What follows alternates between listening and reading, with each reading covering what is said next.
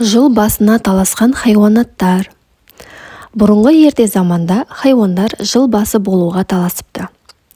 Мен алысты жақын қыламын, күшімді болса көреді, сүтімді болса ішеді. Қылымнан арқан, жіп еседі. Адамға менен пайдалы мал жоқ, жыл басы мен боламын, дейді жылқы. Сонда түйе оған: сен адамның жұмысын қылсаң, құлқының үшін құл болдың. Бұл жерде құлқының деген сөздің мағынасы тамақ, яғни тамақтану үшін деген мағынада. Мен сен көтер алмайтын ауырды көтеріп, алыс жерлерге барамын. Аш болдым деп, сен сияқты арпа, сұлы сұрамаймын. Не кез келсе, соны қорек етіп, табылса су ішіп, табылмаса шөлде шыдап жүре беремін. Жыл басы болуға мен лайықпын, дейді түйе.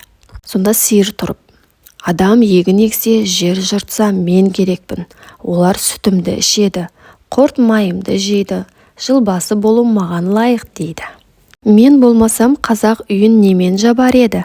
Жүнімнен киіз басады, жабағымнан киім тігеді, арқан жіп еседі. Ал сүтімнен құрт май алады. Шаруаға менен пайдалыларың жоқ, деп қой шығыпты бір кезде. Сонда ит тұрып: мен болмасам, сендердің бәріңді не ұрылар ұрлап, не қасқыр жеп таусар еді ғой.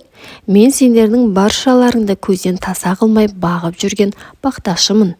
Дұшпан көрсем, үріп, абалап, иеме хабар беремін, дейді мақтанып.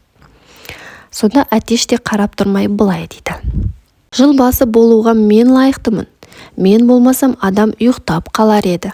Мен таңертең тұрып, таң атты деп хабар беремін. Кеш болса, жатар мезгіл болды деп ескертемін, дейді.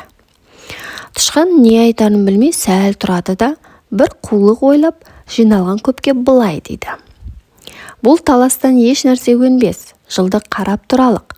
Кім бұрын көрсе, сол жыл басы болсын, дейді. Яғни шығысқа қарап тұрайық.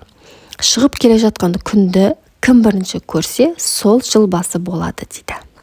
Барлық жануарлар тышқанның сөзін қоштап жылды қарап тұрады. Түйе бәрібір менен бұрын ешкім көре алмас деп өзінің бойына сенімді болады. Біраздан соң тышқан жорғалап білдірмей түйенің үстіне шығып, өркешіне мініп алады. Біз көреміз деп таласып жатқан хайуандар ең биікте отырған тышқанға мән бермейді. Сөйтіп, ең биікте отырған тышқан айласын асырып, жылды бәрінен бұрын көріп, жыл басы болыпты. Ал түйе бойына сеніп, жылдан құр қалған екен.